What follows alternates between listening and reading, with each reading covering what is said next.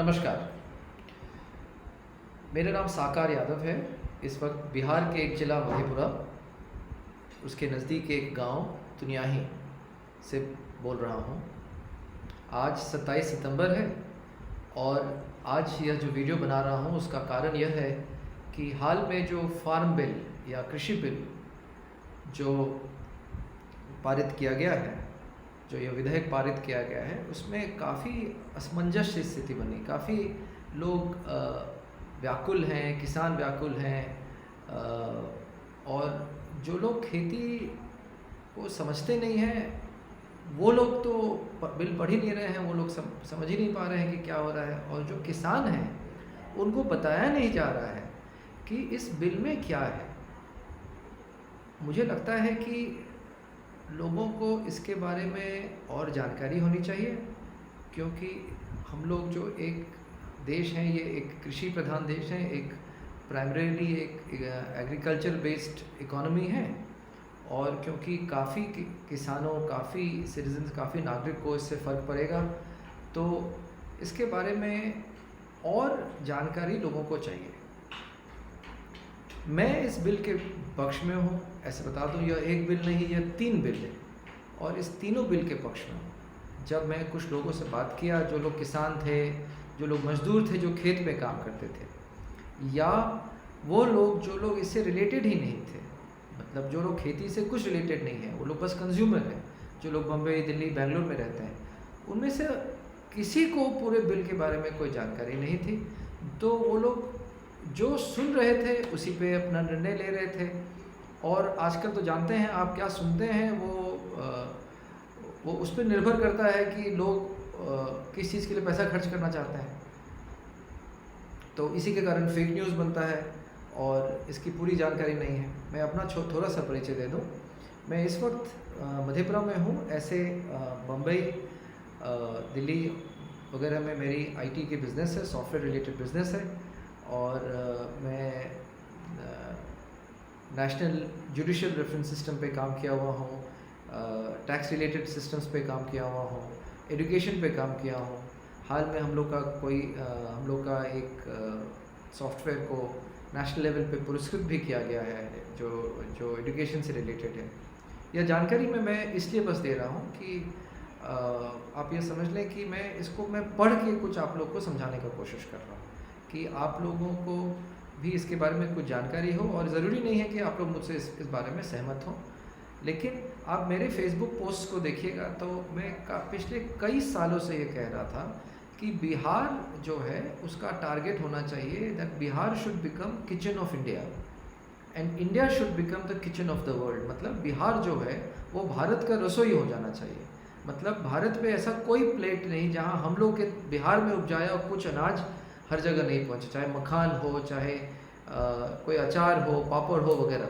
जिस तरह से अमूल, देखिए अमूल ने कर दिया है कि अभी कोई घर नहीं होगा ऐसा जहाँ अमूल का कोई चीज़ नहीं पहुँचता हो। वर्गीस जी ने ये किया, तो ये मुमकिन है, ये सरकार चाहे तो सरकार भी कर सकती है। उसी तरह हम यह चाहते हैं कि India should become the kitchen of the world. मतलब इंडिया जो है, जो भारत जो है, वो दुनिया का रसोई हो जाना चाहिए। मतलब ऐसा कोई प्लेट नहीं हो दुनिया में जिसमें भारत से बनाया हुआ कोई खाने का पदार्थ जो वो उस प्लेट पे नहीं हो, चाहे वो अचार हो, स्पाइसेस हो, चॉकलेट्स हो, मिल्क प्रोडक्ट्स हो, चीज़ हो। तो इसके लिए हम लोगों को एक रिवोल्यूशन चाहिए, एक फार्मिंग रिवोल्यूशन चाहिए। पिछले 20-25 साल में हम लोग ने एक आईटी रिवोल्यूशन देखा, अब आने वाले समय में हम लोग को एक फार्मिंग रिवोल्यूशन चाहिए। और वो फार्मिंग रिवोल्यूशन जो है वो ज़्यादा लॉन्ग लास्टिंग रहेगा। आईटी इंडस्ट्री में देखिए, हम लोगों को अभी, हम लोग चाइना से कम्पीट नहीं कर पाए थे कुछ पार्ट में, यूएस में हम लोग कुछ कम्पीट नहीं कर पा रहे थे। लेकिन फार्मिंग एक ऐसा चीज़ है कि हम लोग, क्योंकि यहाँ काफ़ी किसान हैं, काफ़ी नागरिक हैं जो लोग खेती करते हैं, तो फार्मिंग में हम लोग पूरी दुनिया से कम्पीट कर सकते हैं। और इसमें हम लोगों को इसमें आगे बढ़ने के लिए काफ़ी लॉज, काफ़ी कानून ऐसे चाहिए थे जिससे किसान को फ़ायदा हो, खेती प्रॉफिटेबल हो और पढ़े लिखे लोग खेती में आएँ। मैं ये बताना चाहूँ कि हम लोग पिछले 3-4 पीढ़ी से किसान भी हैं, हम लोग खेती करते हैं, हम लोग की ज़मीन है, हम लोग ज़्यादातर 2 ही फसल करते हैं, धान और गेहूं के, और बीच में हो सके तो हम लोग कोई दाल या कुछ सब्जी हम लोग बीच में खेत में करते हैं। जिस खेत में 3 फसल हो सके उसको 3 फसली ज़मीन कहते हैं। अधिकतर खेत, अधिकतर ज़मीन जो भारत में है वो 2 फसली ज़मीन होती है, वो 2 फुल क्रॉप्स करती हैं। राइस को पैडी कहते हैं और वीट, गेहूँ जो कहते हैं। बहुत लोगों को आपको जान के हैरत होगा, बहुत लोगों को ये भी नहीं मालूम है कि रोटी जो है वो वीट से बनता है। तो बताओ, वीट जो है वो गेहूँ जो है उसको पीस के जो आटा बनता है उसका हम लोग रोटी खाते हैं, और चावल जो बिरयानी पुलाव खाते हैं, जो हैदराबादी पुलाव का आप लोग मज़ा लेते हैं, वो लोग सिर्फ राइस है। यहाँ पे आजकल मेज़ भी बिहार में और हर जगह मेज़ का भी काफ़ी प्रचलन है हर जगह, उससे भी काफ़ी फूड प्रोडक्ट्स बन रहे हैं। लेकिन फूड प्रोडक्ट सिर्फ यही 3 नहीं है, और काफ़ी सैकड़ों 500,000 किस्म के अलग अलग वैरायटीज़ हैं आप जो आप ग्रो कर सकते हैं। और यह एक कानून हम लोग को कुछ चाहिए था जिससे किसान को फ़ायदा हो, जो लोग किसान से खरीद रहे हैं उन लोग को फ़ायदा हो, और एक लार्ज मिडिल मैन है उनको हटाना था। इसके अलावा जो नए लोग हैं, जो नए युवा पीढ़ी हैं, जो लोग खेती से नहीं जुड़े हुए हैं, जो लोग IIT इंजीनियरिंग वगैरह किए हैं, वो लोग भी खेती में आना चाहते हैं, वो लोग भी अपना सर्विसेज, अपना नॉलेज देना चाहते हैं, तो उन लोगों के लिए भी कोई सिस्टम नहीं बना हुआ था कि वो लोग भी कुछ काम इसमें कर सकते हैं।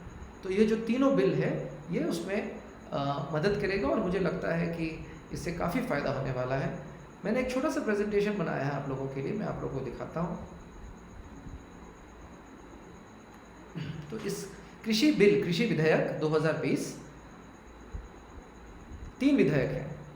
कृषि उपज व्यापार एवं वाणिज्य विधेयक, इंग्लिश में farmers produce trade and commerce bill 2020 FPTC, कृषक कीमत आश्वासन और कृषि सेवा पर करार विधेयक, मतलब farmers agreement of price assurance and farm services bill 2020 FAPA-FS, और आवश्यक वस्तु विधेयक, मतलब एसेंशियल कमोडिटीज़ बिल। अब मैं समझ सकता हूँ कि ये तीनों पढ़ के आगे पढ़ने का मन ही नहीं करता है, क्योंकि ये नाम ही इतना उलझाने वाला है, इतना कंफ्यूजिंग नाम है। इसको मैंने कोई सरल नाम दिया है, और जो ये पहला बिल है मैं उसको कहता हूँ मंडी लाइसेंस राज खत्म कानून बिल, मतलब APMC लाइसेंस राज रिमूवल। APMC जो है वो एक मंडी है, मतलब agriculture produce manufacture marketing community. APMC जो है वो एक मंडी है जहाँ पे किसान जाके अपना सब्जी बेचते हैं, और सिर्फ वहीं बेच सकते हैं बहुत सारे राज्य में। कुछ राज्य में APMC नहीं है, लेकिन कुछ मंडियाँ हैं, और हर एक स्टेट में अलग अलग कानून है इन APMC के लिए, और ये स्टेट से गवर्न है। ये एक सेंट्रल लॉ नहीं है। तो मैं अगर बिहार में हूँ और मुझे महाराष्ट्र में बेचना है, तो मैं सिर्फ APMC, अगर मुझे बॉम्बे में बेचना है तो सिर्फ APMC नवी मुंबई में ही बेच सकता हूँ। मैं अगर मुझे कोई एक नया IIT से पढ़ा हुआ कोई एक नया मार्केट प्लेस बना रहा है जहाँ मुझे ज़्यादा फ़ायदा हो, मैं यहाँ, हम लोग के आम के पेड़ हैं, तो अगर हम आम सीधे बेचना चाहते हैं किसी को, तो हम आम नहीं बेच सकते हैं। लीची के पेड़ हैं तो लीची बेचना चाहें तो हम लीची नहीं बेच सकते हैं, हमको उसी मंडी के द्वारा ही जाना है। और वो मंडी जो है वो काफ़ी ओपेक सा है, मतलब वहाँ जिसको लाइसेंस मिल गया है वही लोग चलाएंगे, और वहाँ का जो प्राइसिंग सिस्टम है, वहाँ का जो मूल्य है, उसके बारे में हम कुछ नहीं कह सकते हैं। इसके बारे में और मैं बताता हूँ। दूसरा जो है कृषक कीमत आश्वासन और कृषि सेवा पर करार विधेयक, इसको मैं कहता हूँ कॉन्ट्रैक्ट फार्मिंग कानून।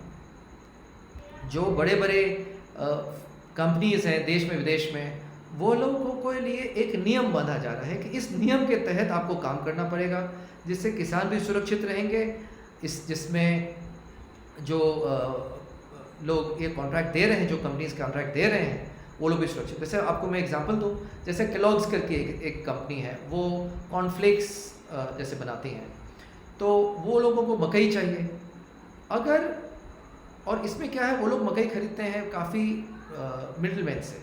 अगर कोई एक ऐसा ब्लॉक, एक डिस्ट्रिक्ट जो है वो छोटे छोटे ब्लॉक्स में डिवाइडेड रहता है, एक ब्लॉक में अगर उनको 2000 एकड़ मिल जाए, 5000 एकड़ मिल जाए, जहाँ वहाँ सारे किसान जो हैं इनके साथ एक कॉन्ट्रैक्ट कर लें कि हम जो है मकई उगा के हम आपको मकई सीधे बेचेंगे, आप हमको प्राइस पहले बता दीजिए, आप सारे टर्म्स हमको पहले बता दीजिए, तो यह किसान के हित में है, और यह जो है यह उस कॉन्ट्रैक्टर के हित में भी है। मैं ये बता दूं, ये जो भी नाम ले रहा हूँ ये और जो भी बता रहा हूँ, ये मेरी निजी विचार है, इसमें किसी भी कंपनी, किसी भी चीज़ से नहीं जोड़ा जाए इसको। जो तीसरा है वो आवश्यक वस्तु विधेयक, मतलब इसको मैं जो कहता हूँ, कृषि व्यवसाय द्वारा खाद्य पदार्थों को स्टॉक करने की स्वतंत्रता कानून। अभी क्या था कि कुछ ही लोग स्टॉक कर सकते थे, जो लोग स्टॉक कर सकते हैं वो बेच नहीं सकते हैं, और कितना स्टॉक कर सकते हैं, कौन कौन सा आइटम स्टॉक कर सकते हैं, क्योंकि जब आप स्टॉक करते हैं तो दाम बढ़ जाता है। तो यह सब पे इसको भी एक लॉ, एक कानून में बांधने के लिए एक विधेयक दिया, एक विधेयक है, विधेयक बिल होता है। और जब बिल प्रेसिडेंट, राष्ट्रपति जी जब दस्तखत कर देते, पास कर देते हैं, तब वो एक्ट बन जाता है, तब वो कानून बन जाता है। अभी तक कानून बना नहीं है, वो अब कुछ दिनों में ये कानून बन जाएगा। तो वापस समझा दूं एक बार, एपीएमसी मंडी लाइसेंस राज खत्म, तो लाइसेंस राज खत्म हो रहा है एपीएमसी में। इसलिए जाहिर सी बात है कुछ लोग इसमें खुश नहीं रहेंगे, क्योंकि लाइसेंस राज खत्म हो रहा है। दूसरा, कॉन्ट्रैक्ट फार्मिंग लॉ, इसमें लोगों को कहना है कि इसमें कॉन्ट्रैक्ट फार्मिंग में किसान हो सकता है उनको दबाया जाए, लेकिन जब लॉ हो रहा है और कॉन्ट्रैक्ट हो रहा है, तो एक कॉन्ट्रैक्ट एक्ट है इंडिया में, उसको आप उसमें प्रोटेक्टेड रहेंगे। आप, ऐसा कुछ नहीं है कि उसमें और इतने सारे जब नियम बन रहे हैं तो वो नियम से किसानों को ताकत मिलेगी। यह बेकार की अफवाह फैलाई जा रही है कि यह कुछ कॉरपोरेट्स को, कुछ कंपनीज़ को फ़ायदा पहुंचाने के लिए की जा रही है, और एक स्टॉक करने के लिए एक कानून बनाया जा रहा है। तो अधिक, मतलब मोटा मोटी यही 3 मुद्दा है। जो पहला मुद्दा है एपीएमसी लाइसेंस राज, उसमें एक और जो बहुत अहम चीज़ है वो है एमएसपी, मिनिमम सपोर्ट प्राइस। उस पर एक बहुत हंगामा हो रहा है, उसके बारे में भी मैं कुछ कहूँगा।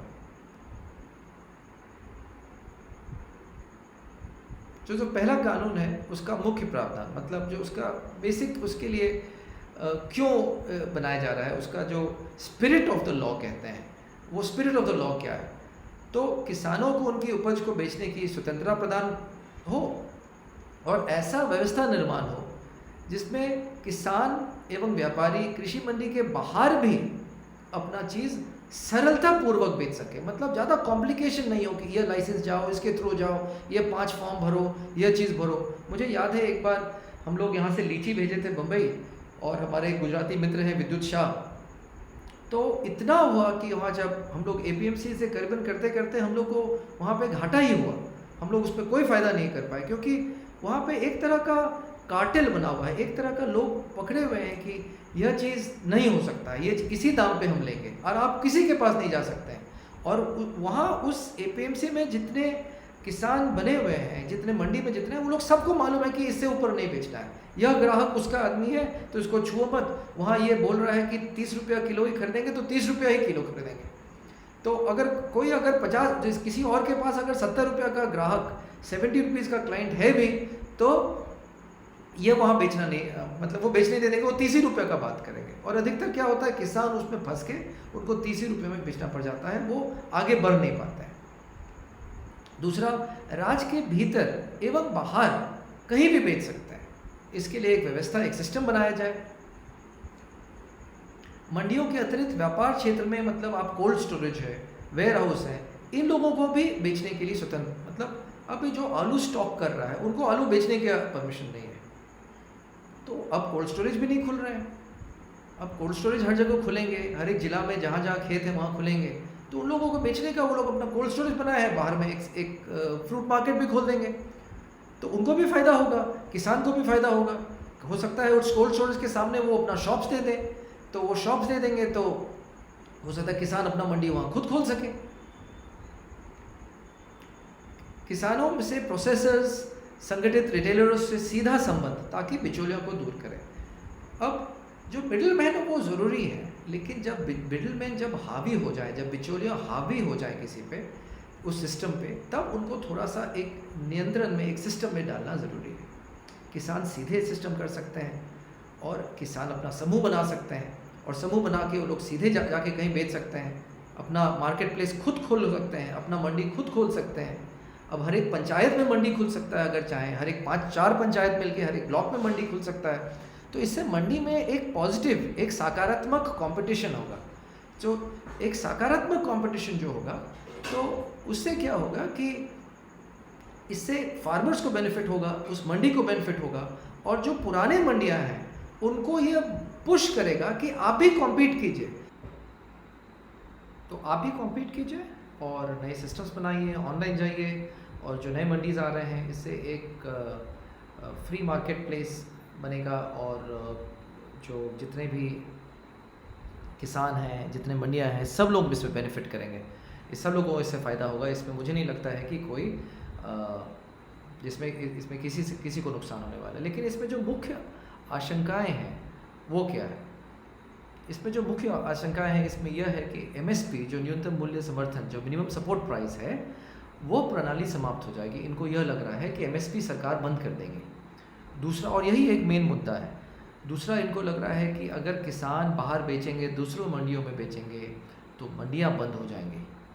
जो अभी मंडियां चल रही हो, मंडियां बंद हो जाएंगी। और ई नाम जैसे सरकारी ई ट्रेडिंग पोर्टल, इसका क्या होगा? तो पहले हम लोग समझ लें कि एमएसपी यह क्या होता है। इसमें प्रधानमंत्री जी ने साफ किया था कि एमएसपी की प्रणाली बनी रहेगी और सरकार खरीद जारी रहेगी, और उनको खरीद जारी नहीं रहेगी, जारी रखना पड़ेगा। उसका कारण है वो बहुत सरल है। इसमें लोग क्यों बरगला रहे हैं, लोगों को मूर्ख, किसानों को मूर्ख बना रहे हैं, मुझे नहीं समझ आ रहा है। दूसरा चीज़ कि एमएसपी से इस कानून का कोई लेना देना नहीं है। एमएसपी एक रेट है जिससे सरकार खरीदती है अपने काम के लिए, और इससे कोई लेना देना नहीं है। आपको याद होगा 2013 में एक नेशनल फूड सिक्योरिटी एक्ट, राष्ट्रीय खाद्य सुरक्षा अधिनियम आया था, जिसके तहत सब लोगों को खाना, सब जो गरीब लोग हैं उन लोगों को खाना पहुंचाया जा रहा था। उसके लिए एक पब्लिक डिस्ट्रीब्यूशन सिस्टम बनाया गया था, सार्वजनिक वितरण प्रणाली, और इसके लिए सरकार को एफसीआई वगैरह के थ्रू अनाज खरीदना था। तो यह अनाज, और इसके पहले भी सरकार अनाज खरीद रही थी, इसके बाद और अनाज खरीदना पड़ रहा है। तो इसके लिए सरकार अपना एक मूल्य बताती है कि हम इस रेट पे, इस दर पे हम अनाज खरीदेंगे। उस दर को एमएसपी कहते हैं। हर एक साल वो बताते हैं कि इस दर पे हम अनाज खरीदेंगे, और यह एक कानूनी अधिकार का मामला है ही नहीं, ये सरकार अपना रेट बता रही है। जब मंडियाँ आ जाएंगी तो मंडियाँ कॉम्पीट करेंगी, सरकार जो है इन मंडियों से कॉम्पीट करना पड़ेगा। और मंडियाँ बेटर रेट दे रही हैं तो किसान जा सकता है मंडियों के पास बेचने के लिए। और आज भी एमएसपी पर किसान नहीं बेच रहा है, बिचौलिया आके एमएसपी के कहीं नीचे दाम खरीद रहे हैं, और जाके सरकार के यहाँ दर्ज हो रहा है कि एमएसपी पे बिक रहा है, लेकिन बिचौलिया उससे काफ़ी नीचे जाके मंडियाँ में बेच रहे हैं, और मंडिया से जाके वो एफसीआई के गोदाम वगैरह में जा रहा है। तो फिर एमएसपी का आधार क्या है? यह केवल एक सरकारी नीति है। आपको जैसे बताया, वो एमएसपी हर एक साल घोषित करते हैं कि वो अब खुद सरकार किस दाम पे खरीदेगी। अभी 23 कृषि जो क्रॉप्स हैं उसमें एमएसपी तय किया जाता है। उसमें अनाज है, 7 अनाज हैं, 5 दालें हैं, 7 तिलहन हैं, 4 वाणिज्य फसलें हैं, और सिर्फ एकमात्र फसल जहां एमएसपी भुगतान में कुछ नियंत्रण है, और ये सब ऊपर 22 में कोई नियंत्रण नहीं है। सिर्फ एकमात्र में जो नियंत्रण है वो है गन्ना।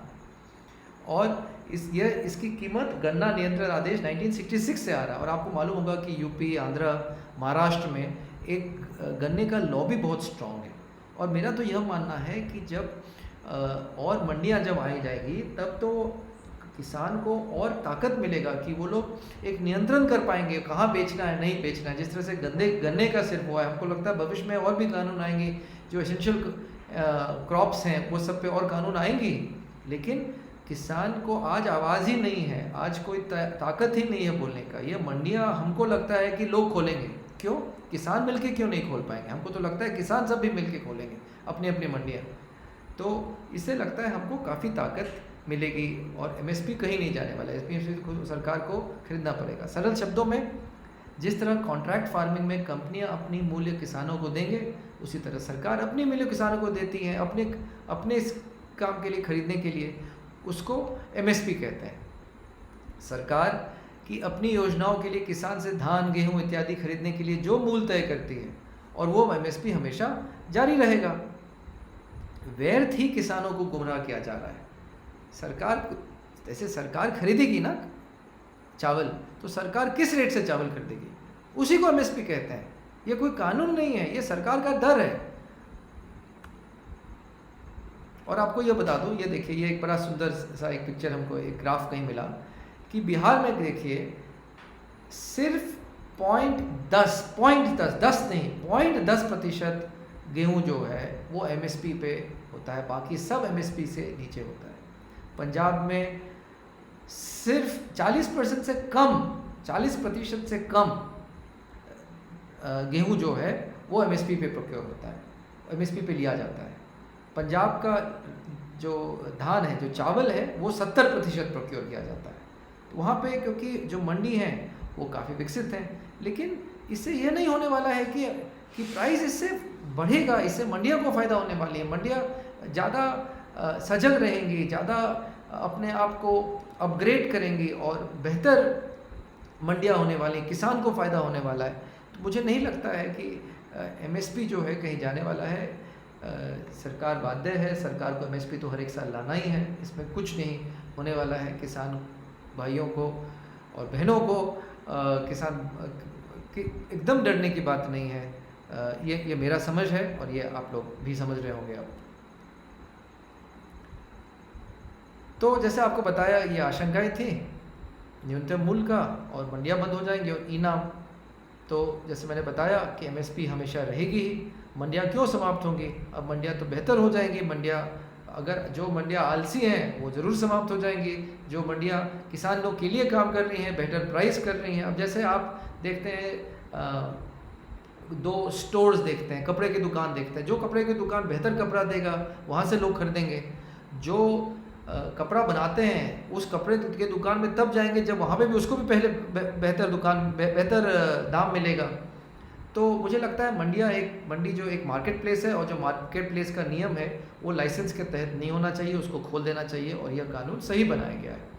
और एक ई नाम ट्रेनिंग जो है वो मंडियों के लिए, उसको अपग्रेड किया जाएगा, उसको बेटर सिस्टम किया जाएगा। और उसमें ये भी ऑप्शन हो सकता है भविष्य में आए, जो प्राइवेट मंडियाँ और नए खुल रही हैं वो लोग, यहाँ हो सकता है कि जिस तरह से ई-नाम सरकारी एक पोर्टल है, उस तरह से कई और निजी पोर्टल्स आ जाएंगे लोगों को कम्पीट करने के लिए। किसान के हाथ में ऐप आ जाएगा, वो बोलेगा कि मैं चेन्नई में क्यों बेचूं, मैं बम्बई में बेचूंगा, मैं दिल्ली में बेचूंगा, क्योंकि मुझे यहाँ पे यह दाम मिल रहा है। वो एक बटन दबाएगा, हो सकता है कि उसको इनिशियल पेमेंट आ जाए, उसको वो अपना सामान बिल्टी जो डिलीवरी सिस्टम होता है उसके थ्रू डिलीवर कर दे, डिलीवरी सिस्टम बनेगा। यह तो एक शुरुआत है, इससे पूरा सिस्टम बनेगा और इससे हर एक किसान को फ़ायदा होने वाला है। लाइसेंस राज खत्म हो रहा है तो कुछ लोग ज़रूर दुखी हैं, MSP कहीं नहीं जाने वाला है।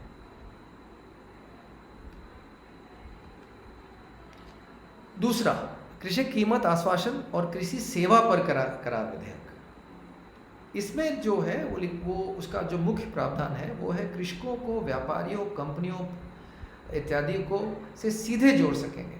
कृषि करार के माध्यम से बुवाई से पूर्व ही किसान, मतलब कॉन्ट्रैक्ट हम लोग कर पाएंगे, और बाज़ार की अनिश्चितता से कृषकों को बचा सकेंगे। मतलब अब मार्केट प्राइस फ्लक्चुएट हो जाता है। जब किसान एक फसल बोता है और जब तक 6 महीने के बाद या 4 महीने के बाद जब वो फसल मार्केट में आता है, तब तक प्राइस इतना फ्लक्चुएट हो जाता है, तो वह अनसर्टेनिटी, वो अनिश्चितता जो है, वो अब किसानों से हटा के अब जो ये ठेका दे रहे हैं उन लोगों के पास ये पहुंच जाएगा। और क्योंकि अब वो कॉन्ट्रैक्टर्स वगैरह भी चाहेंगे कि बेहतर फसल हो, तो वो लोग सबसे उत्तम, सबसे बेस्ट क्वालिटी के बीज, खाद उन लोग तक पहुंचाएंगे, उनको ट्रेनिंग देंगे। आज आप देखिए तो किसानों को ट्रेनिंग कोई दे नहीं रहा है। जिस तरह से आज से 100 साल पहले खेती होती थी, उसी तरह से खेती अधिकतर जगह पे हो रही है। तो यह जो लोग हैं उनका, अब जो कॉरपोरेट्स हैं, जो लोग यह कॉन्ट्रैक्ट देंगे, वो लोग बोलेंगे कि किसान को समझाएंगे, देखो आप यह फसल कीजिए, फिर दूसरा फसल यह कीजिए कि आपकी ज़मीन बंजर नहीं हो जाए, वो फर्टाइल रहे, आप यह खाद दीजिए। क्योंकि अब हो सकता है कि उस कॉन्ट्रैक्टर को, उस कंपनी को ज़्यादा ग्राहक ऐसे हैं जो लोग को ज़्यादा केमिकल फर्टिलाइज़र नहीं चाहिए, तो वो लोग बोलेंगे कि आप यह पदार्थ नहीं यूज़ कीजिए, आप यह कीजिए और हम इस दाम पे देंगे, हम आपको इस चीज़ के लिए इतना ज़्यादा दाम देने के लिए तैयार हैं। और एक किसान थोड़ी जो होगा, 100 किसान मिलके उनके साथ कॉन्ट्रैक्ट करेंगे। फिर मार्केटिंग का लागत कम हो जाएगा किसानों के लिए और उनको ज़्यादा दाम मिलेगा। और इसमें यह भी दिया हुआ है कि कोई भी अगर इस कॉन्ट्रैक्ट में अगर विवाद होगा तो 30 दिन के अंदर लोकल लेवल पर एसडीएम एसडीओ के तो जो लोकल मजिस्ट्रेट है वहीं पे यह चीज़ हो जाएगी। किसान को हाई कोर्ट भागने की ज़रूरत नहीं है। लेकिन इसका मतलब ये नहीं कि अगर विवाद वहाँ नहीं सुलझा तो किसान कोर्ट में नहीं जा सकता। अगर लाखों करोड़ रुपया का बात है तो किसान कोर्ट भी जाएगा। और क्योंकि एक कॉन्ट्रैक्ट है, एक स्टैम्प पेपर पे कॉन्ट्रैक्ट होगा, वो कॉन्ट्रैक्ट रजिस्टर्ड होगा, उस कॉन्ट्रैक्ट का एक लीगल वैलिडिटी है। तो किसान जो है अगर वहाँ पे संतुष्ट नहीं है तो आगे भी जाएंगे और इसके लिए भी नियम होगा। और किसान क्योंकि समूह में है, किसान क्यों नहीं जा सकते? किसान को हम कमज़ोर क्यों समझते हैं?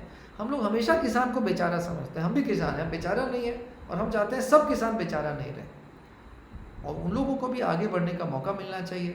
हम लोग सब आगे बढ़ना चाहते हैं। तो इसलिए मुझे लगता है कि बहुत सारे लोग ये भी बता रहे हैं कि जो कानून जो है वो किसान बेचारा कैसे लड़ेगा। अरे कैसे नहीं लड़ेगा? उसकी हक की बात है। उसका ज़मीन जाएगा तो लड़ेगा कि नहीं लड़ेगा? तो उसका पैसा जाएगा तो क्यों नहीं लड़ेगा? अगर कोई कॉन्ट्रैक्ट तोड़ता है तो कानून तो थोड़ी जो जाके लाठी लेके लड़ेगा, वो तो कानूनी से ही लड़ेगा। ये तो अच्छा चीज़ है कि बोल रहे हैं कि लोकल लेवल पे होगा, आपको कोर्ट जाने की ज़रूरत नहीं है और लोकल लेवल पे हो जाएगा। तो अगर सोचिए कि हम बिहार में हैं और सोचिए बेंगलोर से एक कंपनी आ रही है बिहार में करने के लिए, तो उस कंपनी को पहले लोकल लेवल पे, मतलब यहाँ का जो मजिस्ट्रेट है वहीं पे सॉल्व करना पड़ेगा, वहीं पे उसका निवारण करना पड़ेगा, वहीं पे इसको ठीक करना पड़ेगा और चाहे तो फिर कोर्ट जाए। और इस पर अगर कुछ होगी तो इस पर भी संशोधन किया जाएगा। तो इस विधेयक में आशंकाएं क्या हैं? तो इसमें जो कॉन्ट्रैक्ट फार्मर्स हैं, जो अनुबंधित कृषि हैं, किसान हैं, वो लोग को बोला जा रहा है कि उनका पक्ष कमज़ोर होगा, वो कीमत निर्धारित नहीं कर पाएंगे। छोटे किसान बोल रहे हैं कैसे कॉन्ट्रैक्ट फार्मिंग कर पाएंगे, और किसान इस नए सिस्टम से परेशान होंगे और विवाद की स्थिति में बड़ी कंपनियों को लाभ होगा। तो मुझे लगता है कि इसका समाधान, इस सब के उत्तर बहुत सरल हैं और किसान को अनुबंधन के पूर्ण स्वतंत्रता रहेगी। मतलब वो कॉन्ट्रैक्ट ज़रूरी थोड़ी जो है उसको एक ही जन से, मतलब वो ठेका या कॉन्ट्रैक्ट करना है, वो अपने इच्छा के अनुरूप दाम तय कर सकता है। 100 200 किसान मिल के कर सकते हैं और इनको पैसा 3 दिन के भीतर मिल जाएगा। आप समझिए कि अगर कुछ दिक्कत हुई तो 30 दिन के अंदर जो मजिस्ट्रेट है लोकल लेवल पे उसको सुलझाएंगे।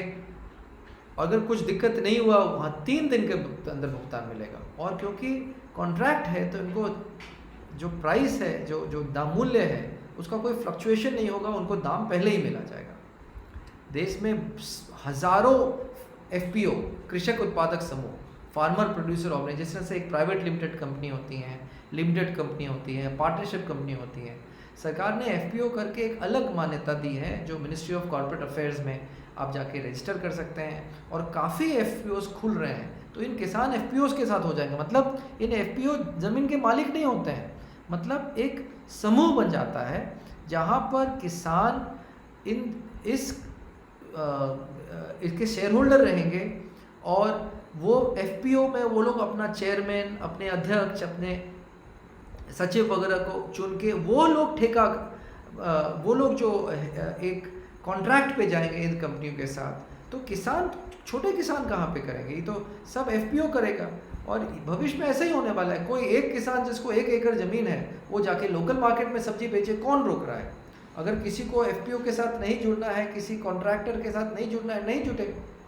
तो कोई हर तरह का रोक टोक ख़त्म किया जा रहा है, कोई तरह का कंपल्शन नहीं है कहीं पे।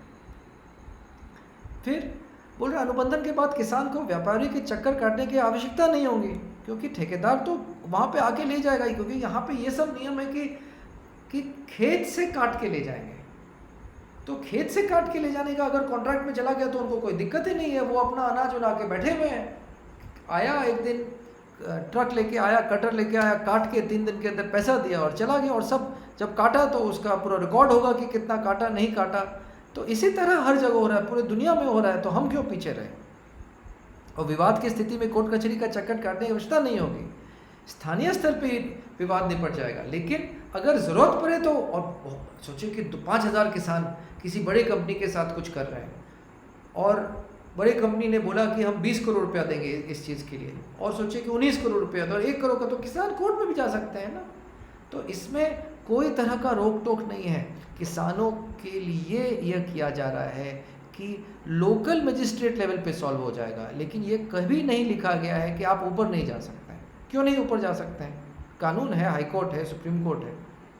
और जब ये होगा तो सरकार ऐसे भी लाएंगे कि अगर कहीं कंप्लेन आ रहा है तो सरकार भी ऐसी कंपनीज को ब्लैकलिस्ट करेंगे। तो यह सब चीज़ होगा, लेकिन शुरुआत होने दीजिए। शुरुआत होने से ही चीज़, मतलब जब मालूम ही नहीं है, जब रास्ता हम लोग देख ही नहीं, रास्ता को शुरू में कर रहे हैं, तो रास्ता आगे बनेगा कैसे? जो तीसरा है वो आवश्यक वस्तु विधेयक, एसेंशियल कमोडिटीज़। तो इसमें जो मुख्य प्रावधान है वो है अनाज, दलहन, तिलहन, प्याज, ये सब को अति आवश्यक वस्तु से के सूची से हटा देंगे। दूसरा अपवाद, मतलब जो एक्सेप्शन है, कोई लड़ाई की, युद्ध की स्थिति आ गई, कोई डिजास्टर हो गया, कोई आपदा है, तो इसमें इसको छोड़ के आप कोई भी अगर चाहे कोई भी मंडी जो है वो लोग रख सकता है, और वो लोग किसान खुद भी अपना मंडी बना के ये सब चीज़ रख सकते हैं। और ये पहले ये गैर कानूनी था और एक लाइसेंस राज और इंस्पेक्टर राज बन गया था। तो कृषि क्षेत्र में इसमें काफ़ी फ़ायदा होगा, नए नए लोग आएंगे। और आप समझिए कि जब नए नए लोग निवेश करेंगे तो वो लोग ये भी चाहेंगे कि जो लोग की बेहतर उपज हो, और बेहतर जो किसान जो है वो लोग बेहतर मैकेनाइज्ड फार्मिंग करें, ट्रैक्टर्स उनके पास बेहतर हो, खाद बेहतर हो, बीज बेहतर हो। वो लोग ऐसे इस तरह के, अगर वो लोग कोल्ड स्टोरेज में उनको रखने का जो मंडियां को, जो किसानों को, बाकी कंपनियों को जब इसकी इजाज़त मिलेगी, मिल रही है, तब वो लोग भी चाहेंगे कि इस तरह का हो, इस तरह का बीज दें जो ज़्यादा टिकता हो, जिसकी फसल, जिसका फल ज़्यादा टिकता हो। तो क्या होगा कि हर जगह जो खेती से जो उपज है वो बेहतर क्वालिटी का होगा, और इससे किसानों को तो फ़ायदा होगा, बेहतर दाम मिलेगा, और इस बेहतर दाम के अलावा उन लोगों को भी फ़ायदा होगा, और उन जो लोग इसका कॉन्ट्रैक्ट दे रहे हैं, और पूरा जो एक सिस्टम है, जो इकोसिस्टम जो है, वो पूरा सिस्टम बढ़ेगा आगे। कीमतों में स्थिरता आएगी। बहुत फ्लक्चुएशन है, आपको बताऊं, जैसे बिहार में जो है 1900 रुपया या कुछ होना था मकई का दाम, 600-700 रुपये में भी किसान बेचे हैं। जो औसत है वो 1000 रुपये में बेचे हैं, क्योंकि कोई खरीदने वाला नहीं था इस बार। अगर सोचे कि कोई कंपनी है जो कॉर्नफ्लेक्स बनाती है, उनके साथ अगर ये लोग पहले ही कोई कॉन्ट्रैक्ट कर लिए होते तो उनको कोई चिंता की बात नहीं थी। अभी भी उन लोग के मन में, और ऊपर से फिर बीमा भी है, अगर आपका फसल नहीं हुआ तो आपको बीमा मिलेगा, और फसल हो गया तो आपको, तो किसान को तो सुरक्षा है, हर जगह से सुरक्षा है। तो इसमें हमको नहीं लगता है किसान भाइयों बहनों को किसी भी तरह का कोई कुछ ऐसा चिंता रहना चाहिए मन में कि यह जो विधेयक है, ये तीनों विधेयक और जो मिला के इसको कृषि बिल कह रहे हैं, ये इनके खिलाफ है, इनके खिलाफ एकदम नहीं है। तो इसमें भी आशंकाएं हैं। इसमें क्या आशंकाएं हैं कि बड़ी कंपनियां आवश्यक वस्तुओं का भंडारण करेंगी। तो बड़ी कंपनियां कैसे करेंगी आवश्यक वस्तुओं का भंडारण? किसान को उनको बेचना भी तो है, और सरकार भी नियंत्रण दे रही है। अगर ऐसा देखा जाएगा तो इस पर वापस होगा काम। बोल रहे हैं कालाबाजारी बढ़ सकती है,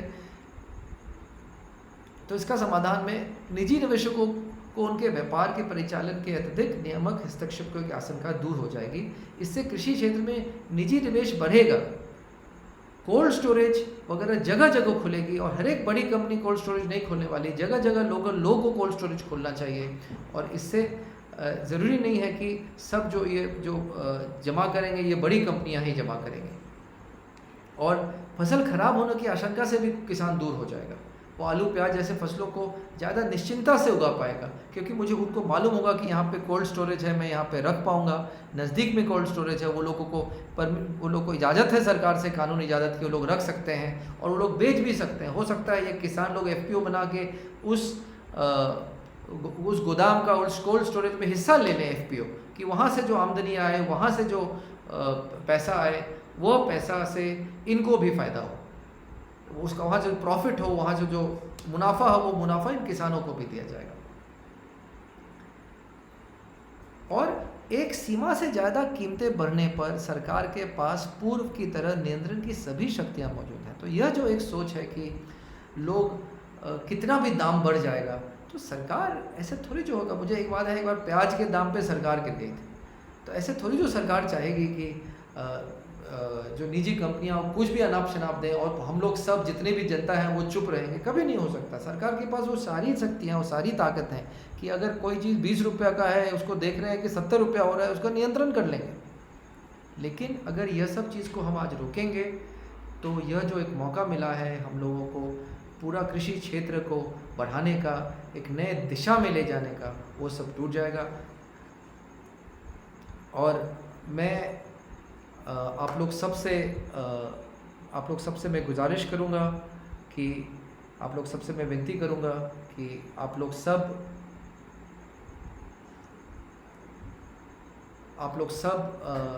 इस बिल सबको पढ़ें, जो मैं वीडियो में बताया हूँ उसको देखें और समझें इसको।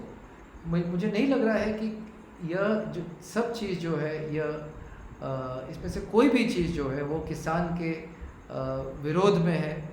ये सारे चीज़ से हम जैसे किसान और हमसे छोटे किसान, हमसे बड़े किसान, सब लोगों को फ़ायदा होगा। और मेरी विनती है सब युवा किसान से कि आप लोग आगे बढ़िए। बहुत ही उज्जवल भविष्य है किसानों के लिए। आप लोग जिस तरह से, एक बहुत पुरानी कहावत हम कहीं देखे थे कि जिस सीढ़ी से यहाँ तक पहुँचे हैं उसी सीढ़ी से ऊपर नहीं जा सकते, आपको दूसरा सीढ़ी लेना पड़ेगा। ये दूसरी सीढ़ी है, इस सीढ़ी पे चढ़िए। वही पुरानी सीढ़ी पे चढ़े रहिएगा तो आप ऊपर नहीं जा पाइएगा। ऊपर जाने के लिए सीढ़ी बदलना पड़ेगा। तो What got you here will not get you there। जो सीढ़ी आपको यहाँ तक लाई है वो सीढ़ी आपको ऊपर नहीं ले जाएगी। यह वो नई सीढ़ी दी जा रही है। इस नई सीढ़ी और यह आपको एक तरह का कानूनी हक दिया जा रहा है। आप लोग अपना सीढ़ी बना सकते हैं। और मैं तो ये समझ रहा हूँ, मैं सारे बेंगलोर में बैठे, दिल्ली में बैठे, हैदराबाद में बैठे, चेन्नई में बैठे, पटना में बैठे, यूपी में बैठे, हर जगह, बंगाल, कलकत्ता, कहीं कोई शहर नहीं बोले हैं तो मुझे माफ़ कीजिए, मैं वहाँ सारे आईटी प्रोफेशनल्स को मैं बोलना चाहता हूँ कि आप लोग आइए, सॉफ्टवेयर बनाइए, ऐप्स बनाइए।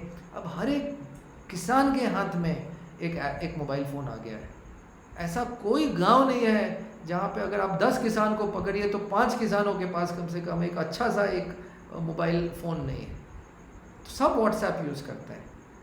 तो आप लोग ऐसा सिस्टम बनाइए कि व्हाट्सएप से दाम पता लगाया जा सकता है। कोई सिस्टम हो कि बटन दबाए तो दाम पता लगा सकता है। और ऐसे भी कंपनी आएंगी जितने इंडिया में करीबन 7 या 8 लाख वकील हैं, लॉयर्स हैं। मैं उन वकीलों को मैं बुलाता हूँ, मैं आप लोग को आह्वान करता हूँ, आप लोग को मैं विनती करता हूँ कि आप लोग आगे आइए और आप लोग ऐसे सिस्टम बनाइए कि ये जो कॉन्ट्रैक्ट फार्मिंग में अनिश्चितता है कि ये फ्रेमवर्क कैसे होगा। आप लोग क्योंकि क्या है, इंग्लिश में नहीं हो पाएगा, अंग्रेज़ी में नहीं हो पाएगा। अब तमिलनाडु का तमिल में करेगा, अब केरला का मलयालम में करेगा, अब बंगाल का किसान बंगाली में पढ़ना चाहेगा।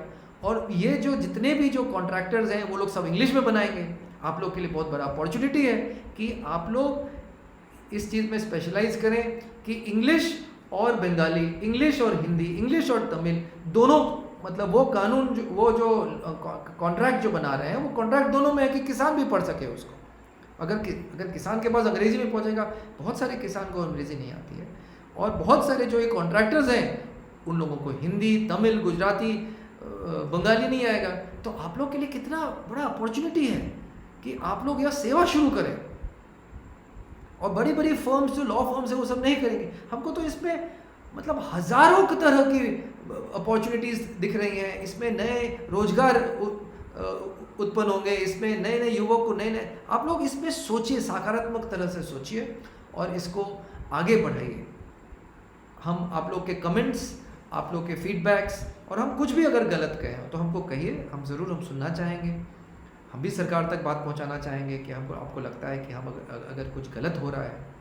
और यही समझिए कि कोई भी सरकार अपनी प्रजा के, अपनी जनता के खिलाफ थोड़ी जो काम करना चाहेगी। ये सब क्या बोला जा रहा है कि किसानों को मारा जा रहा है या किसानों को इस तरह से कर दिया जा रहा है, बिल्कुल नहीं, कहीं नहीं। असंभव है कि कोई भी सरकार ये सोच सकती हो। यह सरकार भी यह नहीं सोच रही है। ये सरकार चाहती है कि भारत जो है एक सुपर पावर बने, कृषि के क्षेत्र में हम नाम करें, किसान जो हैं वो आगे बढ़ें, हर एक किसान के जेब में पैसा जाए। और ये लोग तो, सरकार तो बाध्य है कि हर एक किसान का इनकम को डबल करना है, कि उसको दुगुना करना है। तो अगर उसको दुगुना करना है, और आप लोग जान के हैरत रहिएगा कि एक किसान मतलब 6-7 हज़ार रुपया कभी कभी साल में कमाता है। मतलब उनको, हम लोग जो इतना शौक से जाके एक डोमिनोज पिज़्ज़ा में जाके एक पिज़्ज़ा खा लेते हैं, वहाँ 2,000 रुपया दे देते हैं। हमको बहुत सारे किसान ये सोच भी नहीं सकते हैं।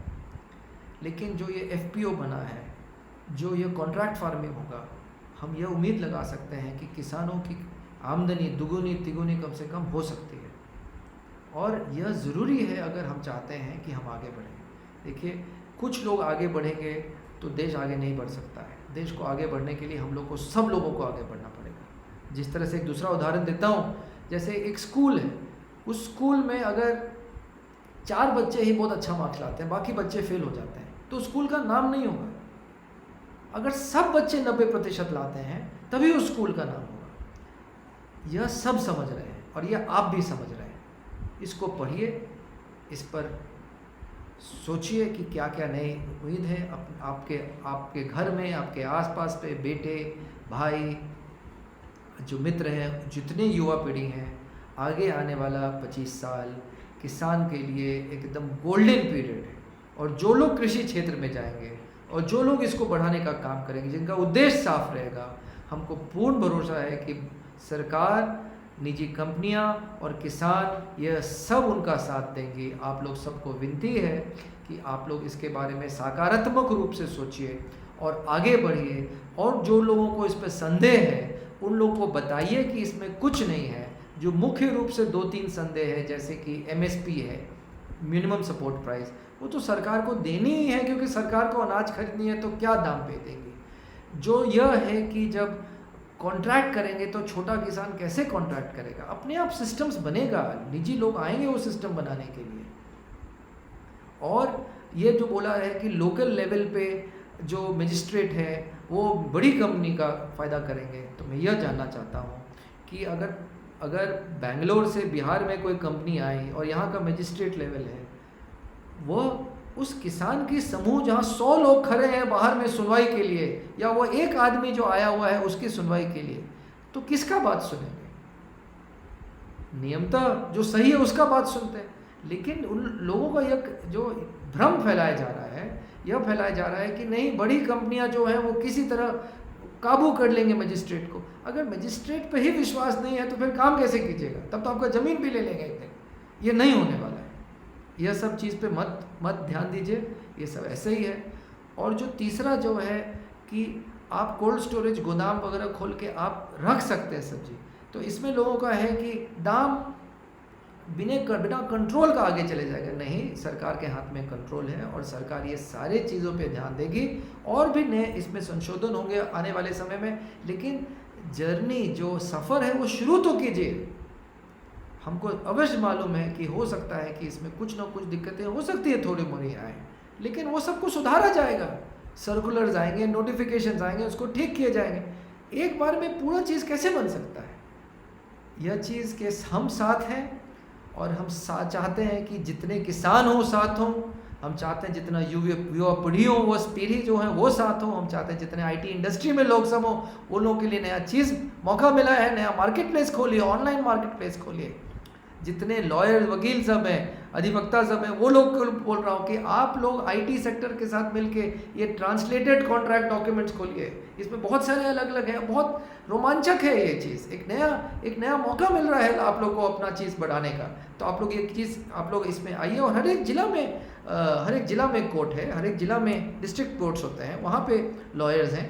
यहाँ पे इतने सारे लॉयर हैं, उन लोग सब के लिए मौका है, सबके लिए मौका है। आप किसान भाइयों लोग के लिए मौका है। आप लोग आगे आइए, नए नए तरीके सोचिए। आप लोग मुझे कमेंट कीजिए, मैं आप लोग को नया नया तरीका बताता हूँ। अगर हज़ारों लोग हैं जो आपको नए नए तरीका बताएंगे, आप लोग से मतलब विनती है, तहे दिल से विनती है, इसको पूर्ण तरह सपोर्ट कीजिए और इसको आगे बढ़ाइए और इसके साथ मिल के काम कीजिए। बस इतना ही आज के लिए। नमस्कार, मेरा नाम साकार यादव, बिहार के एक ज़िला मधेपुरा से बोल रहा हूँ, तुनियाही गांव से बोल रहा हूँ। और मेरा सारा बात सुनने के लिए आप लोग को बहुत बहुत धन्यवाद, आप लोग को प्रणाम। और मैं आशा करता हूँ कि आने वाले 10 साल में कई खुशहाल जो किसान सब, जो लोग ने इसको सपोर्ट कर रहे हैं, जो इस पे एक पॉजिटिव स्टेप लेके रहे, सकारात्मक कदम ले रहे हैं, वो लोग सब को मैं देखना चाहूँगा कि वो लोग सब आगे बढ़े हैं। और मैं आने वाले समय में बहुत किसानों से मिलूँगा, उन लोग को समझाऊँगा, पूरे देश में समझाऊँगा। और आप लोग इस वीडियो को भी अपने मित्र को, अपने बाकी लोगों को के पास पहुंचाइए, उन लोगों को बोलिए समझने के लिए। और कुछ भी चीज़ है तो आप लोग मुझे लिखिए, मैं उसका जवाब देने का ज़रूर कोशिश करूंगा। आप लोग सबको बहुत बहुत प्रणाम।